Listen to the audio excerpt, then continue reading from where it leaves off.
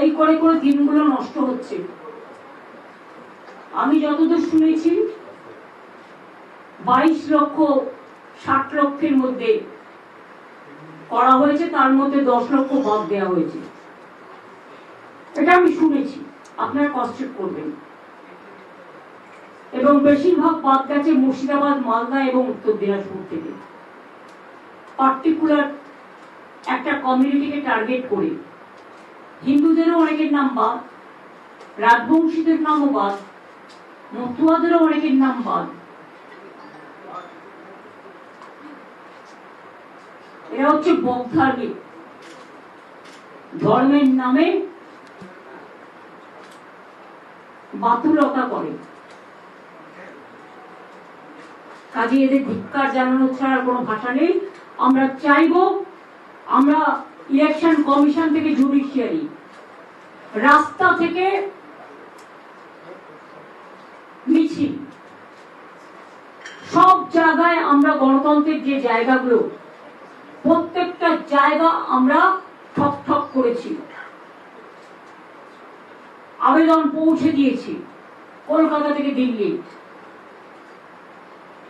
ভোটাধিকার মানুষের দেয়াটা গণতন্ত্রের সবচেয়ে বড় সাংবিধানিক অধিকার, right to vote. Logistical discrepancy বলে কোনো কথা কোন রুলসে ছিল না। আগে 58 লাখ বাদ দিয়েছি প্রথমেই, আপনারা বুঝুন, 60 লক্ষ শুধু নয়। আর বিজেপির স্টেটমেন্ট গুলো দেখে নিন, আগেরটা মিলিয়ে নিন। পার্টি অফিস থেকে ঠিক করেছিল 1,20,00,000 লোকের নাম বাদ দেবে। সংখ্যাটা এবার আপনাদের আমি বলে দিই। ফার্স্ট পেজে 58 লক্ষ প্রথমের লিস্ট থেকে বাদ দিয়েছে। তার মধ্যে কিন্তু অনেক ম্যাপিংও আছে, মহিলারা আছে যারা বাড়ি শিফট করেছে, এরকম কেসও আছে। সেই চ্যাপ্টারটা ওপেন করা হয়নি। প্লাস 60 লক্ষ, তার মানে তো 1,20,00,000-এর কাছাকাছি হলো। তো 22 লক্ষ করতে যদি 15 দিন 20 দিন লাগে, তো ইলেকশন আসা পর্যন্ত প্রসেস কমপ্লিট হবে তো? এটা কি মানে জাস্টিস দেওয়ার নামে একটা ইলেকশন কমিশনের ইনজাস্টিস চলছে না? তারাই তো টোটালটা কন্ট্রোল করছে। আর ভারত সরকার, অমিত শাহর অফিস, নরেন্দ্র মোদীর অফিস ফোন করে করে যাকে পারছে থ্রেট করছে, আর বলছে এখানে 20 লক্ষ জওয়ান পাঠাও, তারা নাকি ভোটের ভেতরে গিয়ে ছাপ্পা দেবে।